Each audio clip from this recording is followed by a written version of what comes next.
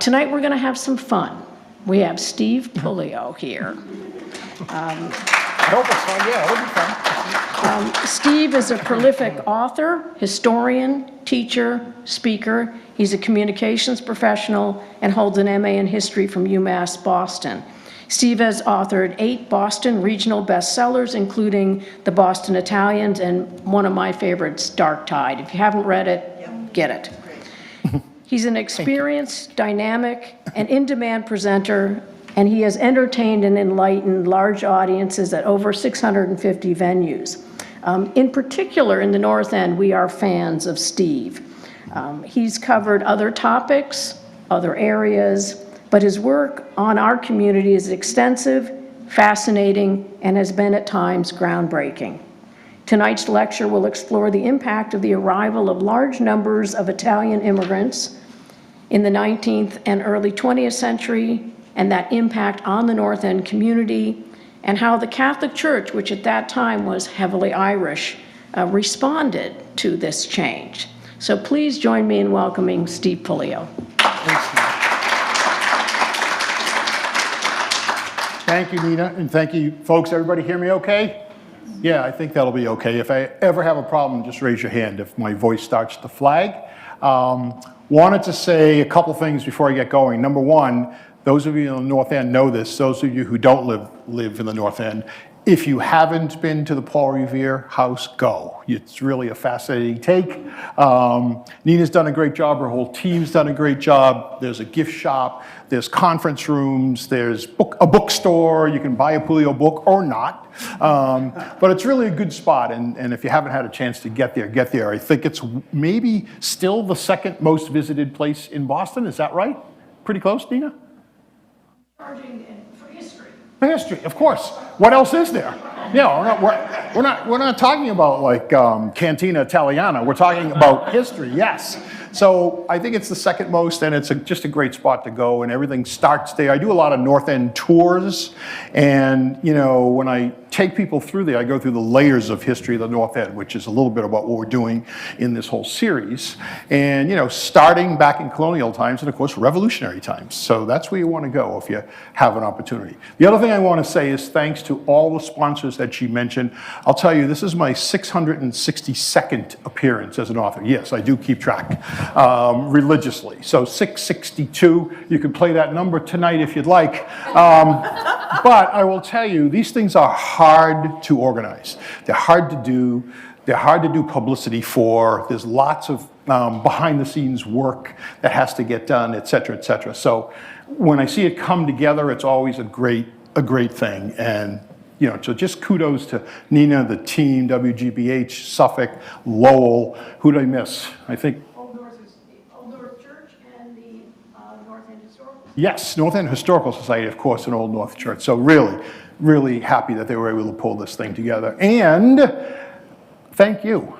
Like, I know you guys, one of the things I've learned about speaking to audiences is that you have lots of demands on your time, right? You're pulled in all kinds of different directions, whether it's work, family, crises, whatever. So for you to come out here, you know, on a Tuesday night in a place that's a little bit difficult to park, right? As every place is in Boston, every venue in Boston, you know, it really means a lot. So thank you for being here as well. These Italians that we're going to talk about, and we're going to talk about the period of time, as Nina said, it's really the end of the 19th century, and I would say the first decade and a half of the 20th. And in fact, if you take it up to World War I, stop there. That's really the period of time we're talking about. Italians did come after that, after the First World War. 1919, 1920, 1921, until immigration restrictions kind of kick in and really slow things down, you know, until the mid-60s or so. But the period we're talking about is this growth in the Italian population, really meteoric growth in the Italian population from about 1895 right up until 1914, World War I. So around that period in the First World War, the middle of the First World War, there are about 40,000 people in the North End, right, known as the most densely populated square mile in the world, because that's what we're talking about, square mile of inhabitable space, right? At the time, take out the warehouses on Commercial Street, right, which are now ultra expensive condos, as you guys know. And we're talking about a square mile of inhabitable space with 40,000 people. 98% of those people at the time of the First World War, or call it the Molasses Flood, 1919, are Italian, of Italian heritage. 98%. Almost all the Irish have moved out. Almost all the Jewish population has moved out. Little pockets here and there. But pretty much that's the group that we're talking about during this time period.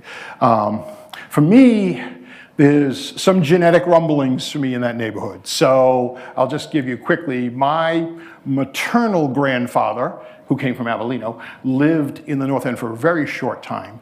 But my paternal grandparents, the Puleos, their whole family was raised there. They were from Sicily, from Sciacca, Sicily, fishing town at the time.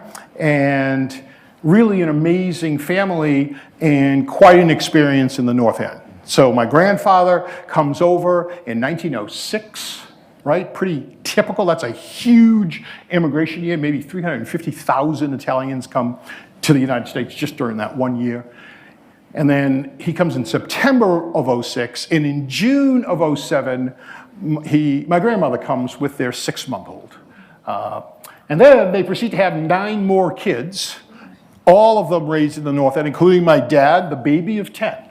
The baby of 10. So they're all raised in the North End. It's their home. They go to school there. They get baptized there. My dad gets drafted into World War II from there, returns to the North End after the war, has his first date with my mom at the Cantina Italiana. So I always feel these genetic rumblings when I walk through the North End. And of course, Nina mentions, I've written a lot about the North End as a neighborhood. I did it in Dark Tide, I did it in the Boston Italians.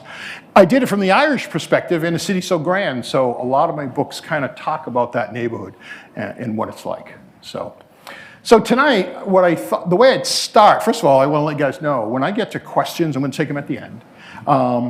You should feel free to ask anything you'd like. You can talk about this specific topic, you can talk about writing, anything you want. I try to answer every question. I try to be as honest and as clear as I can. It's my favorite part of these events because I get to hear from you, which for an author and a historian and a speaker is a real treasure to hear from readers, potential readers, just any audience at all. So, but I thought where I'd start, where we're talking about 1904, I want to move you forward 40 years or so and then go back. So picture this. It's December 10th, 1945. December 10th, 1945. World War II had just ended a couple months ago, and what's going on? The Army and the military in general is trying to get as many troops home as they can before Christmas. Trying to get GIs home before Christmas.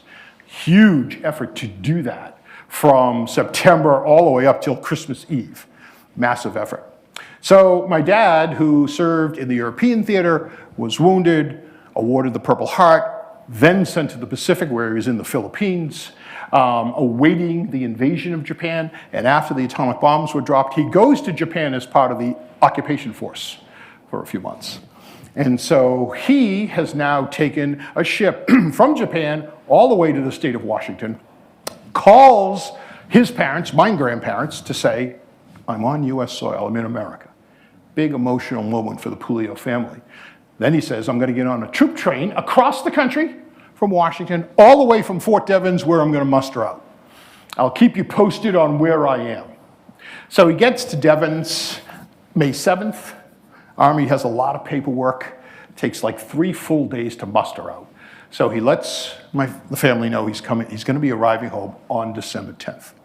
In the Sacred Heart Church at the time, not St. Leonard's, but Sacred Heart, which was the Puleo church, by the way, meaning that's where they worshipped. We'll get to that. When you're a North End resident, you are either a Sacred Heart worshiper or a St. Leonard's worshiper, and if you go to the other church, you'll get the famous question, what are you doing here? Right? So my grandmother is in the Sacred Heart Church, early evening, almost 6 o'clock, cold outside, low light in that church, even when the church is lit. for those of you who've been in there. But it's low light, and she's in there by herself, praying, saying the rosary. And my aunt comes in a few minutes later and says, Tony's home. He's at North Station. Pa, her father, my grandmother's husband, is going down there to pick him up. Very emotional day in the Puleo family. December 10th is known as coming home day in our family. My dad died almost 15 years ago. We still celebrate it, still kind of write to each other, text each other, call each other. My dad loved it when we talked about coming home day. But the relevance of that story to what we're talking about tonight, these kind of new Catholics that come to town, that first generation of Italians, is this. My grandmother is in the church alone saying the rosary. My grandfather is not in the church, and it's not only because he wanted to get home after work, wash up, and go down to North Station to pick up my dad. The fact of the matter is, Italian men of that era, and when I say that era now, I'm back at 1905, 1906, Italian men did not go to church on a regular basis, and they almost never said the rosary. It just didn't happen. You will see oftentimes when you look at photos of North Square from the turn of the century, Italian men sitting outside in the square while their wives and maybe their children are in church at the time, and they're awaiting them to come. Strange issue for the Irish hierarchy at the time. These Italians practice a very strange form of Catholicism, and as a matter of fact, also did not practice traditional forms of Catholicism. They did not. They did not go to church on a regular basis. They did not go to confession on a regular basis, a real shock, almost never. They baptized their kids, they got married, but other than that, other sacraments, not so much. Many of these Italians were illiterate, even in their own language when they came here. They did not read the Bible. Reading the Bible was something they just generally did not do. They did not send their kids, by and large, in this time period to parochial schools. Italian Chancery got very upset at that. Why is that? Why is that? Didn't send them to parochial schools. Did not contribute to parishes at the time, very distrustful of this request, regular contributions to the parishes at this time. And while they worshiped, where they, in a devout way, kind of worshiped the Blessed Mother, kind of worshiped Jesus, and were devout to what I will call local saints. Almost every region of Italy, town, hillside, village, had a saint they were beholden to, so they worshiped saints. Other than that, though, were not engaged in the kind of church writ large, the dogma of the Catholic Church. The Holy Trinity, most of them would not know what you're talking about at the time. A little bit of a problem for the Irish hierarchy at the time, particularly because here's the kind of Catholicism they did practice. Street processions, carrying saints through the streets, pinning money to saints, the ribbons around saints during the time. And as of 1910, at least, dressing a little girl up in white as an angel, having you go down a wire across the street to say hello to the Madonna, say a prayer, and get pulled back up amidst a shower of confetti and cheers from the crowd below. All of which caused the Irish hierarchy to exclaim, "Who are these people?" I kid you not, who are these people and what religion are they practicing? It was a real issue. Irish weren't quite sure what to do about what they quite literally called in their writings and in their meetings, the Italian problem. The Italian problem. Now, one thing they couldn't do is kind of write these new Italians off, excommunicate them, abandon them, kind of say you can't be part of the church. Why? Because the church the church in Italy, right, is part of that, right? That's where the seat is, the Holy See is. But also, Protestants were going down to the docks in Boston, by the way, also in New York. We're not talking about Ellis Island here tonight, but Protestants were going down to the docks, preachers, to try to convert these new Catholics who were stepping off the boat. Protestant churches tried to make their churches more ornate so that Catholics would think, oh, this is close to some of the churches we see at home. Putting lamps in the sanctuary, things like that. Unitarians even took a crack at it. They would go down to the docks. The Boston Pilot in 1905 has an editorial headlined, "Can an Italian be a Unitarian?" Saying this is unbelievable. This is really kind of blasphemous in a way. These are people who should be Catholics, but they're not practicing the Catholic faith as we have discussed, as it should be, in the traditional ways. And so they're trying to figure out what they can do about this and how they can do it. What is it about these Italians? Here's the problem. Here's the problem the church hierarchy faced, and here's the misconception they faced. Not just the church hierarchy, but a lot of Americans at the time, as these Italians were arriving from the South, mostly. I'm talking Southern Italians, 80 to 85% of the Italians who came to the North End. Northern Italians, much earlier, much fewer. Here's the problem. They were viewing them as Italians. None of these people viewed themselves as Italians. They viewed themselves as Abruzzi, Calabrians, Sicilians, Villanese, you name it, all of the southern regions, provinces, city. Did not view them as Italians. One of the ironies of Italian immigration to the United States, but I'll focus on Boston, the second largest ethnic group in Boston. One of the ironies is that Italians did not perceive of themselves as Italians until they become Americans. Can't say that about any other ethnic group. The Irish, did not matter if you came from Mayo or Roscommon or wherever you came from, you still came as an Irishman. The old sod. When Italians talked about the old country, they were not talking about the country of Italy. They were talking about Guadagniana, Salerno, Sciacca. That's what they're talking about. This guy's from the old country. We don't just mean Italy with that. Why is that? Why is that? It's so strange when you think about it. But here's why. Here's the perfectly reasonable reason for it. Italy is not unified as a country until 1860, when Garibaldi unifies it, about the time of the American Civil War. Here's the way you keep that in your head, time period-wise. Before that, it's the Kingdom of the Two Sicilies in the south, it's the Papal States in the Rome area, it's the Bourbon States in the north. Sicily's been occupied by Arabs, by Africans, but you can't imagine it. So this big hodgepodge gets kind of smashed together by Garibaldi in 1860 to become the country of Italy. And so what happens? The southern Italians, my people, are by far the poorer, by far the less educated, by far the less skilled.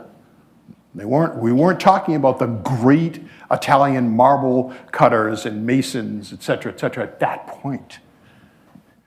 Almost no cash in that society in the South. Conditions were horrible. And when the country is unified, the North takes advantage of these Southern peasants without question. Usurious taxes on the South. Rome levies usurious taxes on the South. Rome does very little when cholera epidemics break out in the South.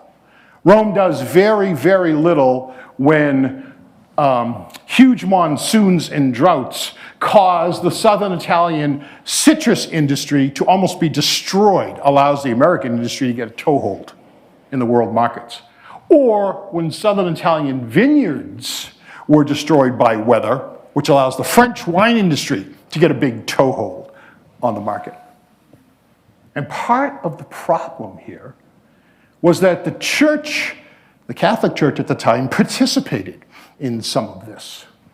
Priests, for example, in many cases, kind of upset that these uncultured, illiterate, southern Italian pick and shovel laborers were now part of the church and part of the same country. Priests wouldn't serve communion to southern Italians in many cases, right? Southern Italians looked at priests. They looked at priests who were demanding more money for their parishes, even as these southern Italians were starving. They looked at these priests with disdain. They did. The anti-clericalism that occurred in southern Italy was palpable. Was palpable.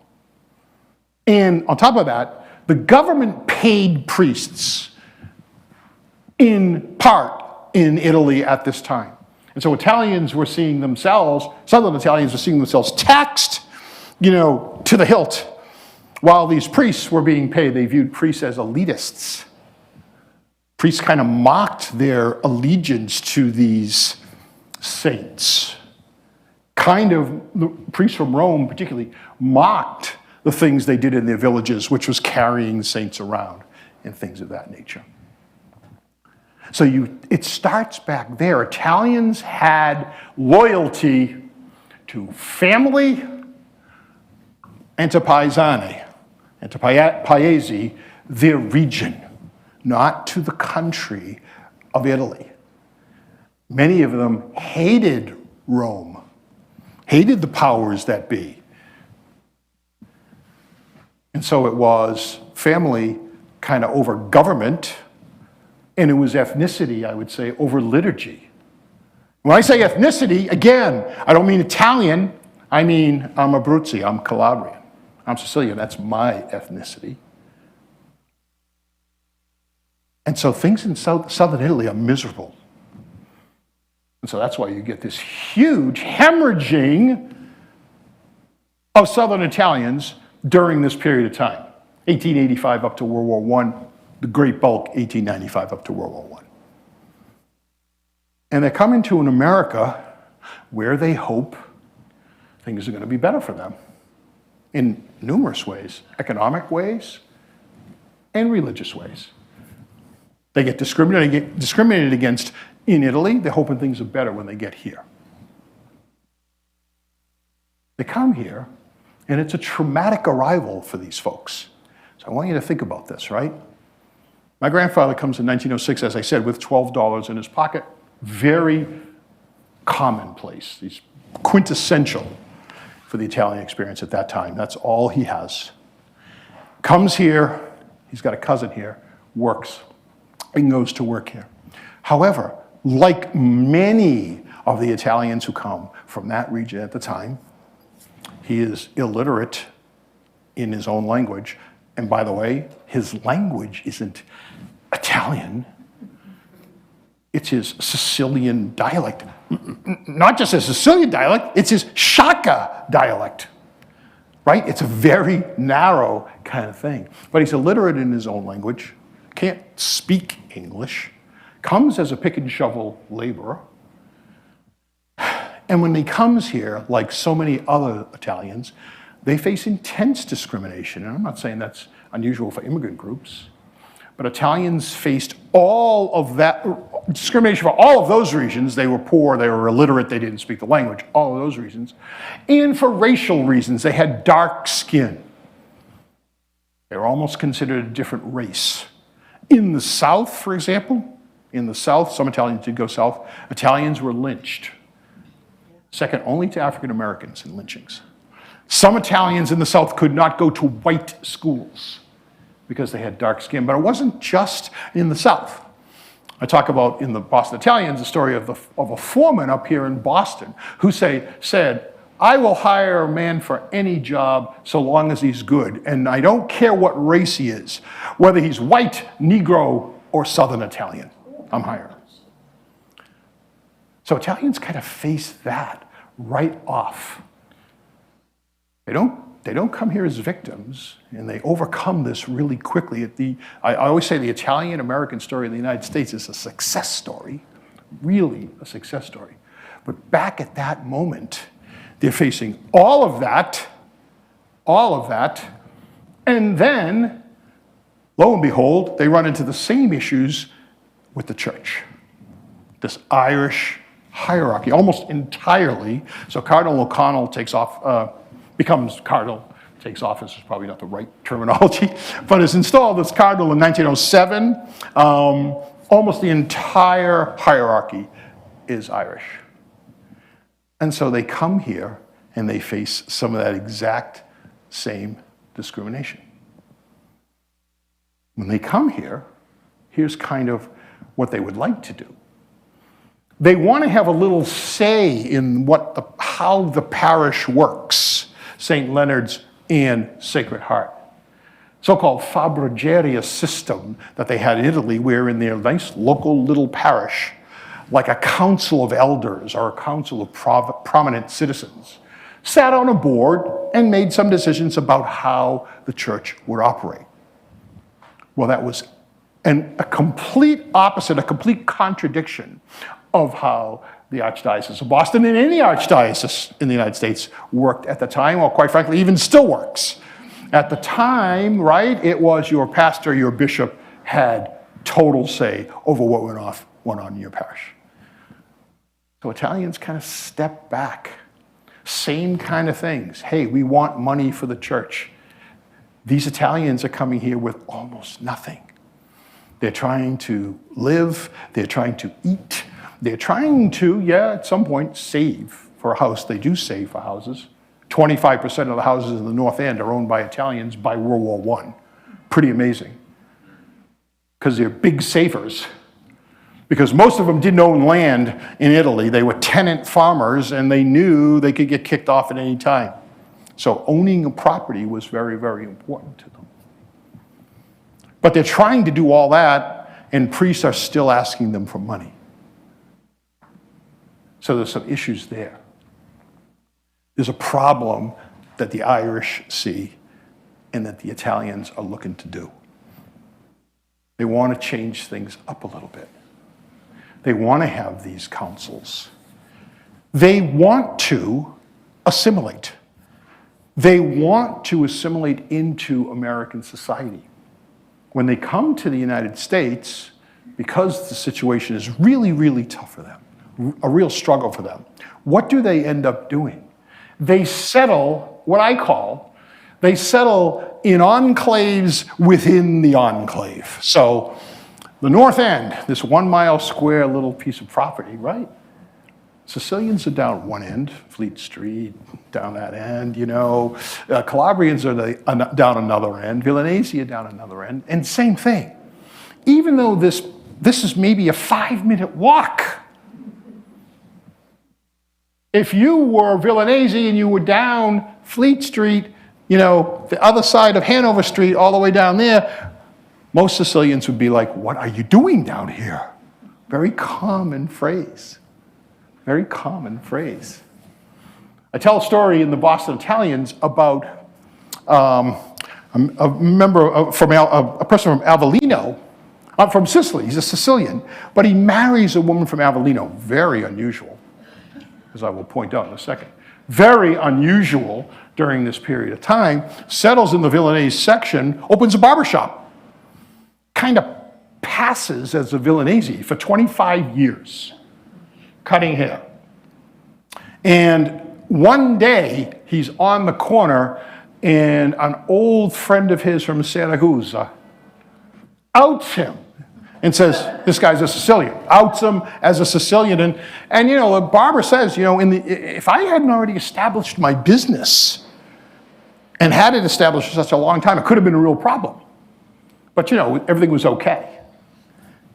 But these enclaves within the enclaves, Italians basically transplanted the southern Italian countryside into the North End, and many other neighborhoods, but we're talking about the North End, into the North End. It was a way for them to ease this transition.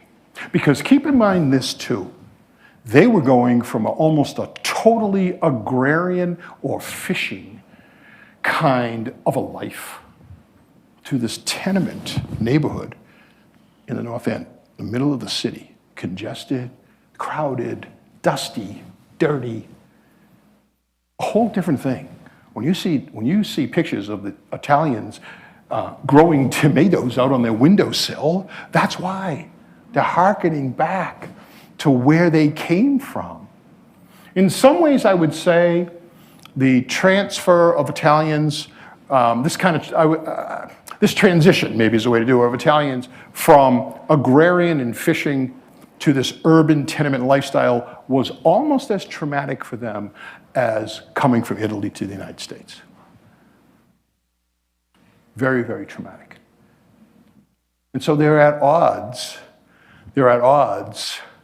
with the church hierarchy. They're at odds with this kind of tops-down authoritative approach. They hate it. They didn't like it in Italy from Rome after reunification, and they don't like it in the United States. And I always say that the Italians' kind of reluctance to go all in as what I'll call full-fledged traditional Catholics correlates with their decision not to get involved in politics and civic affairs and government. It takes Italians, keep this in mind, it takes Italians a long time to get involved in politics. There is no Italian vote in the way we would talk about an Irish vote, a voting bloc. There is no Italian vote, I would say, until after the Second World War, or right around the Second World War. The Second World War is a dividing line for a lot of different things. But there's no traditional Italian vote up until then. Part of that reason is because Italians are kind of fighting with each other based on their where they're from, these enclaves, but also they distrust government the same way they mistrust and distrust the church. They keep their heads down, they work hard, they don't view either the government or the church as an institution that can help them. They're more fearful or disdainful of it as something that would be more likely to hurt them. When I tell people from other cities that the first Italian mayor of Boston is not elected until 1993, they're shocked. Tom Menino elected in 1993. They're shocked because they know the Italian influence, the strong Italian influence in the city. But that's partially why. The Irish learned very, very quickly that you gather together as a voting bloc, your influence is outsized compared to your size, AKA South Boston for 50 years, right? Not a huge neighborhood, but enormous influence over a city. It takes Italians a longer time for that to happen, for that to come together. The other big issue that they face, and becomes a problem with the Irish hierarchy, is their illiteracy, and Italians in general, this group of Southern Italians, this large group of Southern Italians, does not place the value upon formal education and the written word the same way that other ethnic groups do, like Irish, like Jews, name many of them. It takes Italians a while to get to that point. Again, I would say around the Second World War. Italian children of immigrants, the older kids would leave high school early to go work, to support, to help support the family, to help them buy property. So this notion of a formal education takes a while. You know, like around the Depression, right around that period is when it really starts to kick in, late 20s into the Depression, where there's this kind of thinking shift of, geez, maybe we should have more formal education. Maybe this written word is very important. Maybe that's one way for us to get into the Catholic religion a little bit. We could read the commandments, we could read the Bible, we could read the scripture and the Gospels. But it takes a while to get there. The example that I use in my own family, and I'll bring it back to the Second World War. So my dad gets home on December 10th, as I told you. There were 3 Puleo brothers fighting in the Second World War. My uncle Jack gets home before my dad, sometime in November. My dad, December 10th. My uncle Charlie, the third of the brothers, gets home December 23rd, 1945. Huge jubilation in the Puleo family. Now, my dad, when he was in Belgium particularly, wrote home 3 times a week. Big stack of letters. Big stack of letters.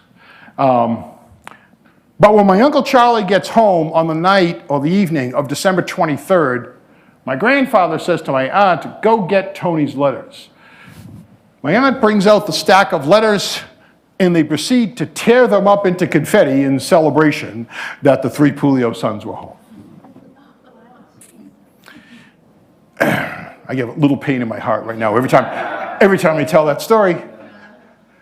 I know exactly what my grandfather is celebrating, right? And he also doesn't know he's going to have a grandson who's like, you did what? I have my dad's Christmas card from 1944 from Belgium that he said, I do have that. But this notion of kind of, let's keep the written documents, let's record it for posterity, not part of the Italian mindset. In some ways it hurts them because the real Italian story doesn't get to, who has Italian heritage in the room? Yeah. So if you're a member of an Italian family, does this sound familiar to you? How did Auntie Frances die?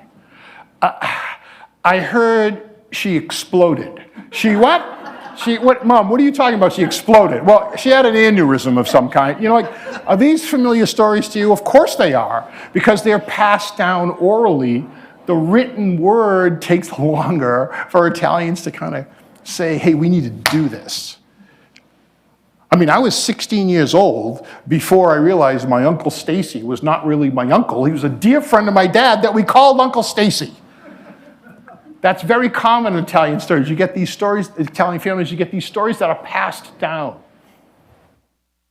The drawback, and it's wonderful, by the way. The stories are wonderful. They're part of your family lore, your family history. The drawback to that is you don't really have the facts. You can't do the kind of learning you need to. You run into trouble trying to fully assimilate. And that does hurt the Italians with their kind of formal religious, I'll say the word indoctrination. I don't really even mean it quite that literally. But the full breadth of their religious practice. So what happens? How does this resolve itself? Yeah, you have this big, gigantic group of Catholics who don't really like the Catholic Church. It's kind of a dichotomy. But I will tell you, I think it resolves itself fairly well. The Irish hierarchy recognizes that the Italians are not giving up the festivals, the saints, the pinning the money to the statues. They're not giving that up.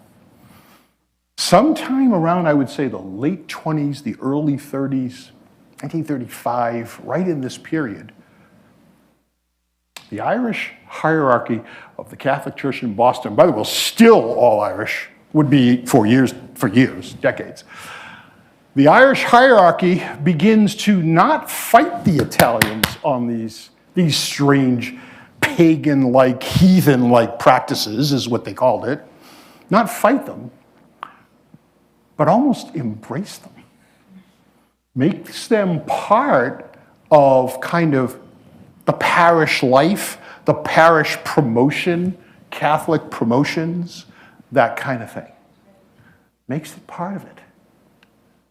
Italians, on the flip side, they start to mellow out a little bit too. A little bit later than the mid-30s, I would say into the war and after the war years, they mellow out a little bit too. So what happens? Their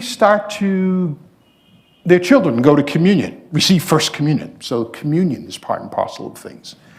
Some Italians go to confession, not many, but some. Like that's changing a little bit. They send their kids to parochial school, Christopher Columbus School, other parochial schools. That changes a little bit. The virulent anti-clericalism starts to mellow and starts to go away. Never fully embraced. I'm not telling you, very different. I married into a large Irish family. Very different. Like my in-laws had priests over for dinner a lot. That does not happen in Italian families till much later. I might say the 70s or the 80s. It is not a common thing to have father over for dinner. So I won't say it's total embracing, but that antagonism, that anti-clerical virulence, I think, goes away by around the Second World War. And Italians begin making contributions to their parishes in greater numbers.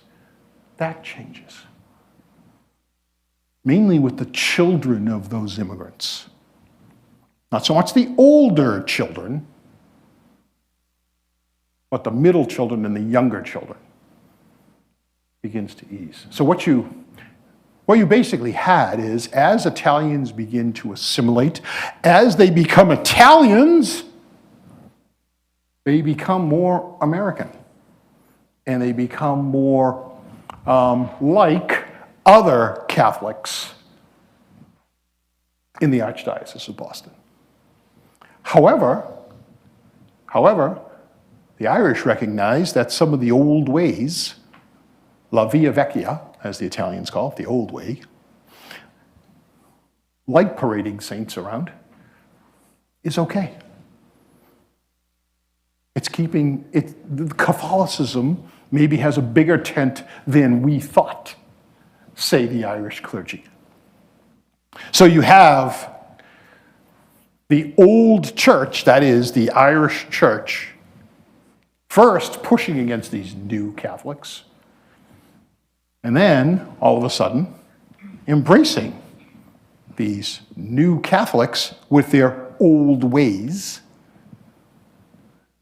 And it seems to work. I give such credit, in a sense, to these old Italians and to the Italian community in general for keeping these traditions alive. So much so, I wouldn't even say alive, I would say alive and thriving, so that now it's expanded beyond just the Italian community. And now no matter what nationality or what ethnicity you are, you come to the feasts, you watch these practices, you still might think they're a little strange. I heard a kid say, "Daddy, why are they carrying a saint through the streets?" So I've heard that, but it becomes part of the mainstream. Part of not just the religious practice, but the social practice. And so these Italians, right, they made a really huge impression on a church and on a city. Good for them. Good for them, I say. And you know what? Good for us. So I'll see you at a feast next summer. Thank you very much.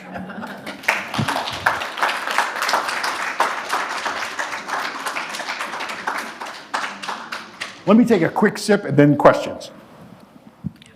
And I'm going to bring you the microphone because we need to record.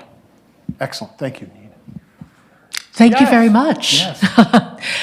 Jessica Del Russo from the North End Historical Society. So Del Russo, delighted. famous North End name. From Yes, many indeed. years. Yes. That's for another book, practically. Okay. Couple of points. One, just because we have this gorgeous view out here, and I'm looking directly at the Boston Athenaeum, and the reason why I bring that up is that the Irish Catholics in Boston were also going through, particularly in the 19th century, an evolution from being, of course, in the 18th century, not allowed to even celebrate Catholicism, until 1780. But we're thinking about the time that the Italians first start coming to Boston around, as you said, 1865, 70, we have an early wave, some people even as political refugees. Yeah, from maybe more like a trickle, but yes. a trickle, but the northern part, you've definitely said, and they start settling. Archbishop Williams actually goes to Rome at that time and is really told that he has to do something in the Vatican I era about the immigrants in Boston. So he is given this dictate to really start ministering, and for that reason, he brings in early on the Franciscans, St. Leonard's, because they start that 150 years ago, and then because there's a breakaway group from St. Leonard's, and it goes into one of the other issues you raised about. The idea of running the funds or handling the monies, which the Franciscans couldn't always answer for. These Genovese and other groups kept giving them more and more, and they wanted to build a bigger church. So Sacred Heart came out of that with a new missionary organization of Giovanni Battista Scalabrini from Piacenza, who is now a saint, likewise, like St. Francis. So there's this missionary aspect to ministering to the Italians, whereas in the North End, the Irish still had their church. It was St. Mary's. And to a degree, St. Stephen's, although they had Italian-speaking priests on staff. In fact, St. Stephen's was the parochial church of the area, and one of the things the Archdiocese had to deal with early on is that these two established churches, St. Mary in 1830s, St. Stephen's in the 1860s, were going, why are you founding more churches? We already have our parish boundaries. But this was a necessary. And not only that, there was also St. John for the St. John for the Portuguese. So there was a wave of these new ethnic parishes, the Poles in the South End, and Williams had to do this because America was missionary territory still, and the Irish, like Williams, were by that point Boston Latin educated. They were at least in that level of hierarchy, they were becoming Bostonian. Right. And now they had to bring in, there was a new, they had to be the intermediaries in a way between their kind of anglicized, sorry, it's a lot of stuff. Are you all set? Or yeah. Is there a question? I'm just asking, what you said I think is all pretty accurate. Oh, good. I just wanted to ask you if that is a reasonable take, like the missionary aspect of Italian. I think it is. I think you would, I'll just quickly say, you start with the Irish who come here. And I always say, if you want to just put it in layman's terms, the Irish kind of clear what I would call anti-Catholic discrimination. So the Italians don't face so much anti-Catholic discrimination. That's the one thing they don't face, because the Irish have kind of gone through all of that, for sure. So Italians face a number of different other kinds, but the Irish they kind of take that on head on. It's awful what they face when they come here, being Catholics. So they kind of are able to knock that down. You're right about the missionaries with the missionary aspect of the Italian experience, but there is this difference between how Rome perceives things and how the Southern Italians perceive things. That's a big part of this. The Franciscans have a little bit of a tough time financially with St. Leonard's, as you know. There's all kinds of rumors that they may have absconded with funds from St. Leonard's. Forget, St. Leonard's 1873 is when the parish is formed. The church is not dedicated until 1876. Keep that in mind, and there were issues in between. One of the reasons that Sacred Heart is founded, and you're right, that's 1888, I think. One of the reasons it is founded is because it's an alternative to St. Leonard's. because of the Franciscan issues and the problems. One other thing, you mentioned St. Mary, St. Stephen's. I will tell you that when Italians, I said earlier that if an Italian who went to Sacred Heart somehow showed up at St. Leonard's, it'd be this, what are you doing here? Italians were much more tolerant if different Paese went to the so-called American churches, right, of St. Mary and St. Stephen's. Those are considered more of the American churches, you know, where Irish would go and et cetera, et cetera. So, you know, it's never clean in history. It's always kind of muddled, but it's still kind of fun. Go ahead. So I have two questions Yeah. for you. First, you started your story with the wife alone in the church. Yes, yes. So culturally, the men didn't trust the church or the hierarchy, but Or the it was priests, or the the priests. priests, but it was okay for their mama goes to church. So I and would say, with the kids. yes, I would say it was, you know, largely among Southern Italians, going to church on a regular basis. Now, this is aside from christenings, weddings, and funerals. Going to church on a regular basis, like every Sunday or even every day, was largely considered a female activity. Yes. Is that your question? Yes. Yes. And what's your other question? The second one is on a larger scale. Yeah. Does the Old North Church stand as the only non-Catholic church in the North End? And what is the Protestant presence in the North End relative to the immigration? You know that St. Stephen's used to be was called the New North Church, used to be a congregational church, was purchased by the Archdiocese in 1858 because of the explosion of Catholics in the North End in 1858. So if you go down to that church, you'll see it's a Bullfinch church, and now it is an Archdiocese. I'm not sure what the Protestant churches are in the Bethel on Hanover Street, yeah. All of Bennett Street, there's 2-3 churches there, like pre-us. Right, but I'm saying now, is there a Protestant church in the, is that what you're asking, right? They had services in the Mariners' house. The Mariners House has services, yeah. And there was a church during the 80s that they formed, Pentecostal. Oh, in that alley. Yes. Yeah, Yeah. Harris, is it Harris? No, the one after that there. See, the Protestants are relegated, Right across from right across from the firehouse. yeah. There's an alley. I know the alley. There was a church in there, Oh. a Protestant church, and then it got started up again. So it was a Protestant The Protestants are relegated to the alleys now in the North End, which, okay, there you go. I mean, no, but you're right, it is tough to, Salutation Street, by the way, which is where the old police station was that was blown up, which is in dark tide, by anarchists in 1915. Salutation Street, yes, yes. I'm kind of an outsider. I Yes. grew up in East Boston. Yeah, well, listen, you're part in 1930, the Italian population of East Boston exceeded the Italian population of the North End. That's right. 1930. That's About right. 50,000 Italians in East Boston. Absolutely. Huge, yes. And it stayed Italian for Till about, I would say, the mid 70s, 80s really. Right around, let's call it 1980. You Yeah. know, like right in there, it starts Yeah. to gentrify, change, new immigrants. You know, Right. well, it's kind of one of the interesting. Like I always look, people ask me about the two neighborhoods.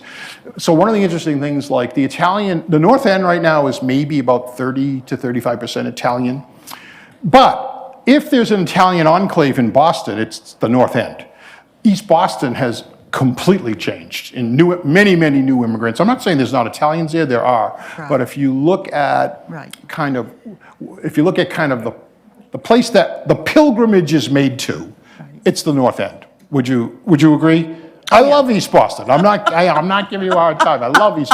When I can get there, you know, when the tunnel's not closed, I love it. You know, it's like, but the pilgrimage place is the North End, I think, Yeah. right at this point. Whereas my only point being, whereas the Italian population of East Boston used to be enormous. So Yes. And I think there's still maybe 35% you think it's that high? I would be surprised, but you know, we can talk about I it would later. say so. Yes. I okay. still live there. Yes. So. Yes. But what happened in East Boston, and I grew up there, I'm only half Italian, the other half, my father was Protestant, so. Yeah. But he wasn't really Protestant, he just was more atheist. But anyway, Fine. I noticed that my friends, my Italian girlfriends, a lot of them, well, we grew up in an Irish parish, Sure. the Assumption Parish. Yep. And people told me, who are Italian, that just before the priest that was there when I was living there, his name was Father Jacobi, so he was Italian. But just before him, there was an Irish pastor. And this pastor, and I forget his name, I think it might have been Father Haynes, he would tell, when new Italian families came, he would tell them, this is not your church. Go down the street to the Mont Carmel church. Yeah. That is your church. Yeah. And it was a church that was started by Dominican priests. Yeah. And is that something that has been common? Well, I would say back, I don't know about what year you're exactly talking about, but I would say back in the time period that we're talking about, that happened often. I mean, so you had, this anti-clerical thing wasn't just that priests were asking for money. Very early in the game, for example, the Archdiocese forbade priests from doing their homilies in English, right? So, I mean, in Italian. They had to do their homilies in English. So, of course, they said a Latin Mass, which was commonplace, but their homilies they had to say in English. Most Italians couldn't understand it, right? Yeah. So that happened, there was that piece of it. They felt they weren't wanted there. They were required up until about the mid-1920s, when things started to change, maybe 1921, 22, required to hear confessions in English. So Italians who couldn't speak the language wouldn't go to confession. So that kind of thing was part and parcel of the experience, you know? Yeah, so. That's interesting to me. Yeah. I was shocked. Yeah, I mean, I would be shocked if that was later than 1970 or 1980. Oh, no, It was before that. Yeah, okay. That makes me feel better. Yeah. Thank you, Stephen. Yeah, of course. You got me to think. You put a lot of thought into what I picked up, and it was like one thing about the church is what I heard, like in New York. That's why I said and I want to give you a question because I just want you to elaborate a little Sure, what I'm yeah. going to say. So it was like when the downstairs churches started. It was like the downstairs churches was like that's what the Italians. That's what it was made for. Yeah. Right? And that was one thing. The other thing was like, but both my grandparents both had trades. All right? My mother's father was a tailor. Yep. So he made all clothes, you know, everything. And my father's father was an ironsmith. And you might have heard the story before about Hurricane Carol when 1954, when it came down, the weather vane at the Old North Church, they said they brought it to my grandfather Right. to repair. All right? And then the part about the church, this was the part you got me thinking about, because I know that my grandfather, I got this from my uncle, that like if any order came in from the Archdiocese, he would like drop everything and do it. Yeah. And like I was told, and I know like all the candelabras in St. Leonard's Church, the old ones in the back, my grandfather made all of them. And I found it, but it was like, but you get me thinking about, I agree with you, the whole thing about Italy wasn't united, and the part, and when you wrote it in your book, in Boston Italians, is like never looked at it. I never realized why we never went down Fleet Street. Like I was there all the time because my grandfather's shop was on Richmond Street. Right. So the only time we go down there is for the feast. Yeah. Hanover Street was your dividing line, like you There was a said. big dividing line. So Yeah. if you could just. Well, no, so to say, I don't want to give the impression that everyone from the South came with no skills. That's not what I meant at all. There were many. But I would say 55% of the Southern Italians who came were basically unskilled. So yes, they were definitely, when you talk in these kinds of talks, you tend to be a little general, but yes, I would say that. I mean, your line of demarcation, I think is common in every single Italian enclave in the country. New York, St. Louis, Chicago, every big Italian, New Orleans, San Francisco, Philadelphia has these enclaves within the enclaves. The thing I think that makes it so interesting in the North End is the neighborhood is so small. So it's very unusual. Every place else you go, in New York is gigantic. Little Italy is gigantic. Philly is gigantic. The North End is this little postage stamp. It was one thing growing up. Yes. It's like, you might not have known everyone that was Was there, but you sure enough knew if someone wasn't, from the neighborhood. You Yes. knew that no matter where, you knew if they weren't from the North End. Yes, I think that's right. But what I'm saying is, it always amazes me that these little enclaves within the enclave existed for as long as they did in such a small neighborhood. Look, I can walk across the North End if I'm walking slow in like 12 minutes. So you have this little tiny, you have this little tiny neighborhood, but you had these very clear markings of where people would go, what corner you would hang out on, and if you were from a different paese, you wouldn't go to this corner. It just wasn't done. And the northern and the southerners, there were northerners and southerners. That was the so-called pizza versus polenta rivalry was alive and well in the North End. So almost never, for example, the story I always tell is if you look at Sacred Heart and St. Leonard's. So from 1873 to 1929, I think, they do about 20,000 marriages and about 40,000 christenings, something like that. I think I'm pretty close. At their peak, they were doing 11 marriages a week and 40 christenings a week.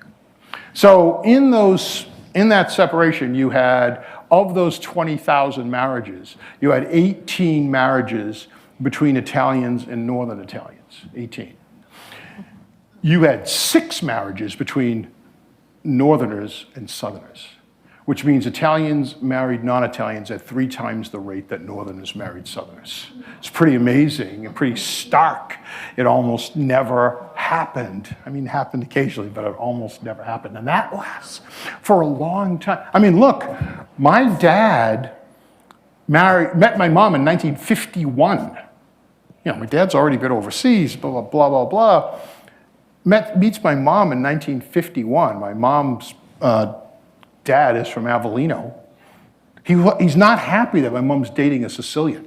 This is 1951, and marries her in 1953. So by that time, my grandfather was kind of like, okay, I guess it's okay. But it's a strange thing that late, that late. Very interesting to me, Yes. I have to tell this story. I hope I don't offend anybody. I grew up in East Boston. When I was about 14 or 15 years old, I asked my mother, how would you feel if I married a black person? She said, oh, that's all right. She goes, I'm Avellino. She goes, don't marry a Sicilian, though. Yeah, I think that was pretty. And she was serious. No, I'm sure she was. I'm sure she was. I'll let that one alone. I'm giving that one a good leave it alone. Yes. Yeah, hold on one second, Philip. Talk about the proximity of the North End. Yeah. But right next door is the West End, which of course is no longer. Yeah. That was Italians there too. No, There were many ethnicities there, but you're right, Italians too. Yes. because I know the separation. We're talking about the close 1 mile Right. of the North End. But I mean, again, my grandfather was in the West End until it was torn down in 59. 59. Yeah. No, and as you know, the West End was a very multicultural neighborhood.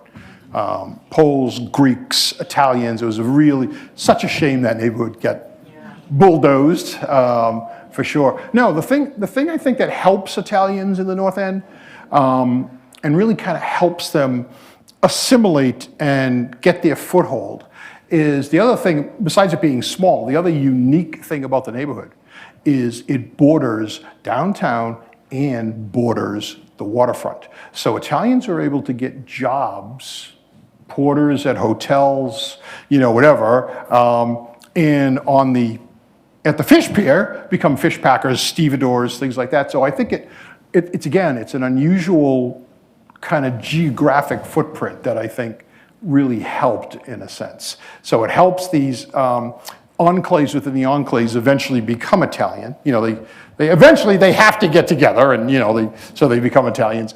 But also it helps Italians with jobs and easing into kind of the U.S. life. So you could go outside the enclave into the downtown area very easily, walk there, and kind of get a feel for things. If you had to go to a bank, a hotel, whatever, you kind of could get a feel for things. Then you could come back into the sort of safety or familiarity of the enclave. And I think that is something that is also unusual because of the North End's geographic location, Yeah. I have a couple Yeah. of questions from the online audience. Oh, sure. Let's not Yeah. forget the online. Yes. Let's not forget the online audience. Okay. Yes. So this one's from a woman of Italian descent whose family settled in Lawrence. She asks, Yeah. did the Italians come through Ellis Island before Boston? And did most of those who came to Boston stay in the North End? How did they get to other cities like Lawrence? So I would say somewhere between 85 and 90% of the Italians who came to the United States came through Ellis Island. That includes most of the people that come to the North End. And then after, Boston itself becomes, a fairly decent size immigration. And that's mostly in East Boston, by the way. That's where they land. That's your immigration spot in East Boston. Did most of them settle in the North End? I would say between 1895 and about 1910, yes, most of them do. East Boston grows later than that, expands later than that. And again, there's fishing out there, there's job opportunities out there, et cetera. And what was, did I miss a question in there?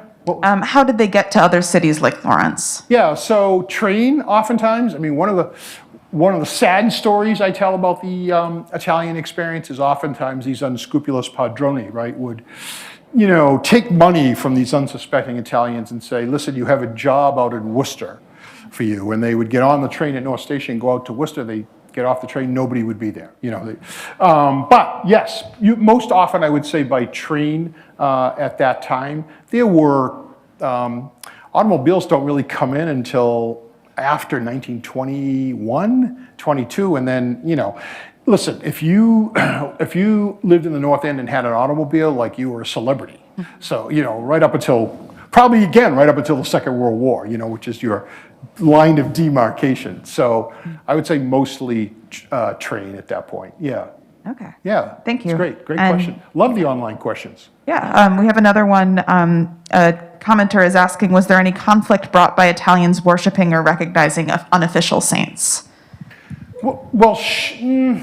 Conflicts for unofficial saints. I would say not so much. It was more this devotion to these, well, I call them local saints, but as I said, each paese kind of had a saint that was their community saint. And so what the Irish were struggling with, what the hierarchy is struggling with is, how can we get Italians to sort of not just focus on their particular saint, but like the whole story of the church, You know what I'm saying? Like that is the biggest problem that they ran into.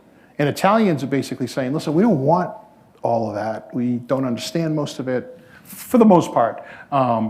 We think some of it's corrupt, et cetera, et cetera. So we're sticking over here. Like that's how I would break it up, Yeah, it's good. Good question from the online people.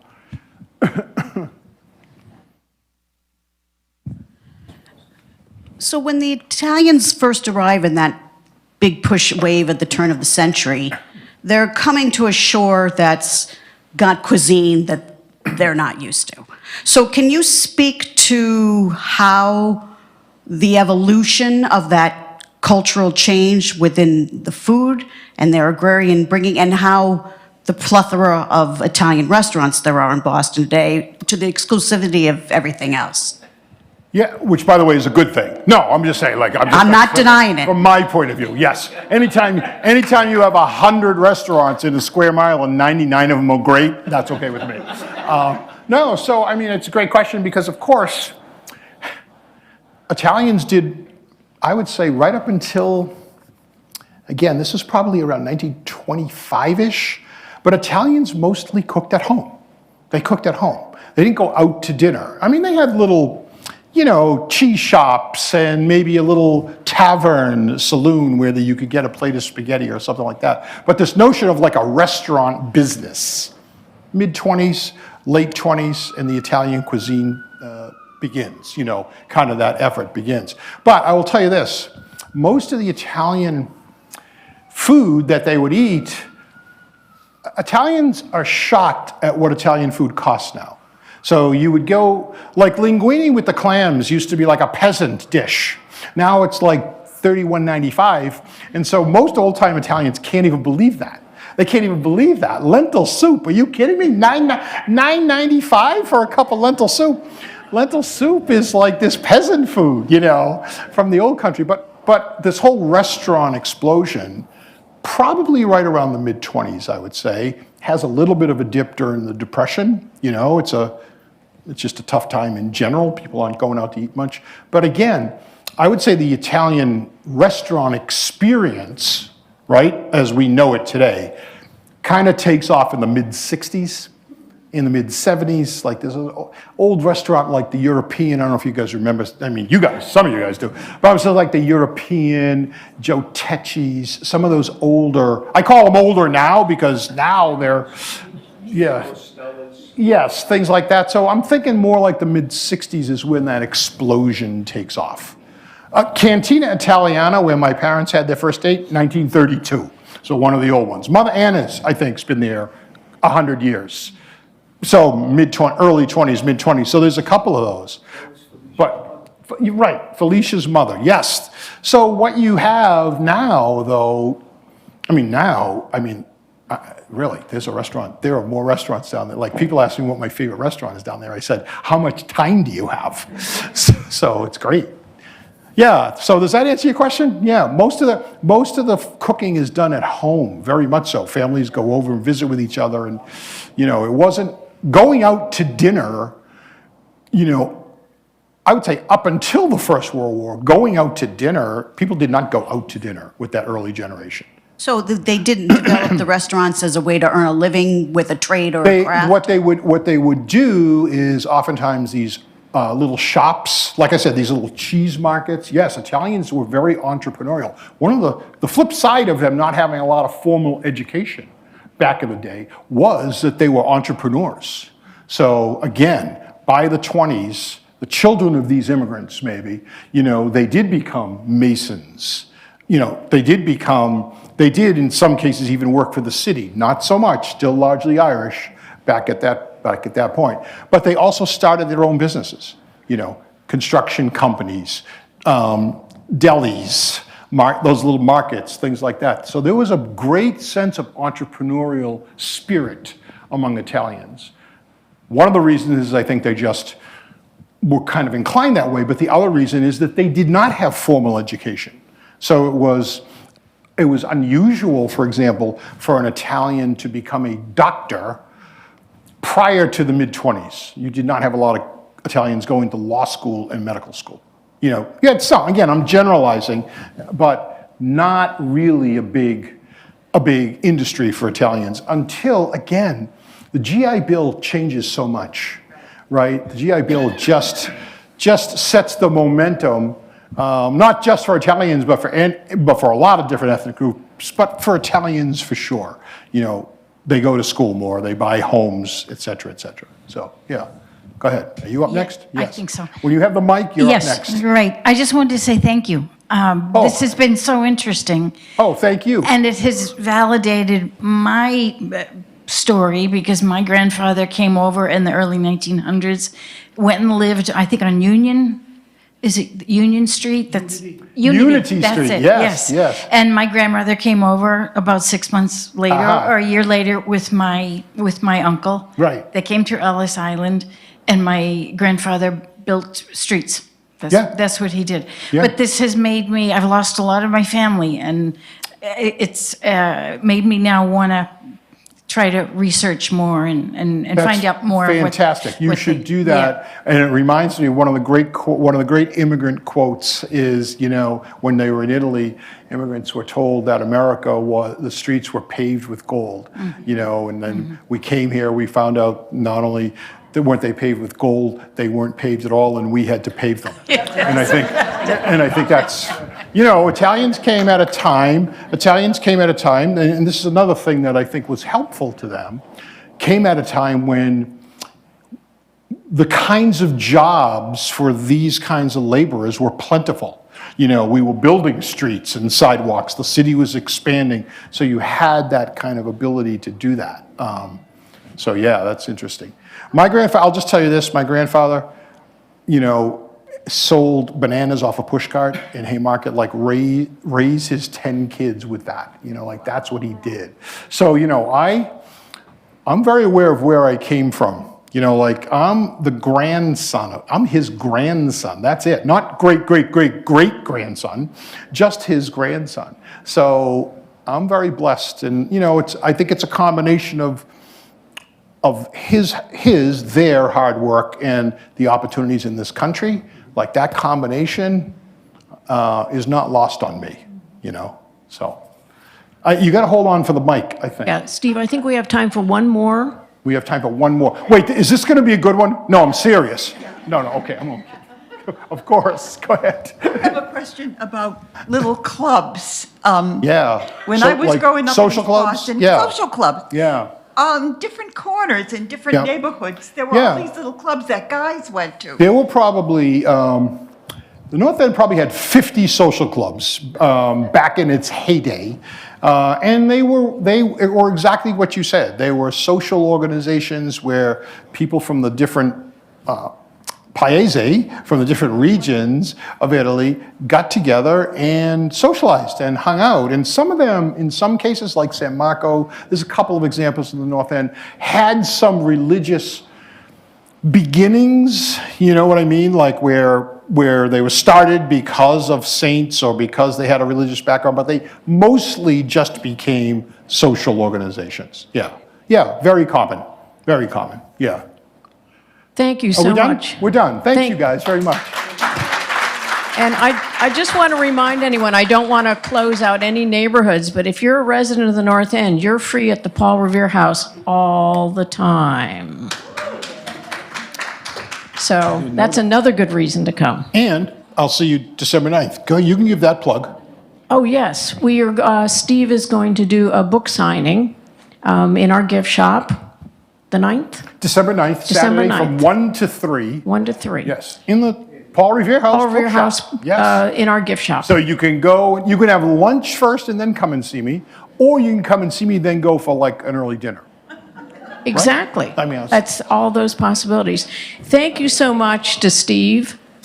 Latest book is, well, my book that came out a few years ago is Voyage of Mercy, which is the new book comes out in April. So yes, but these guys are going to have several of my books there. So Voyage of Mercy came out in 2020. That's the story of the Irish famine and the American response to it. Great book, if I do say so myself, meaning you'll really enjoy it if you like narrative history. And then my new book comes out in April. It's called The Great Abolitionist. It's a biography of Charles Sumner.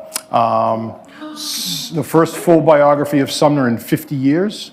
So, it's really good. I'm just telling you, I just finished reading the page proofs. I thought it was good when I submitted it. It's really good. Okay. Well, and like I said, Dark Tide. If you haven't read Dark Tide, get it, read it. It's great. Thank you so much, Steve. Thanks very much, Thank you, Steve. audience.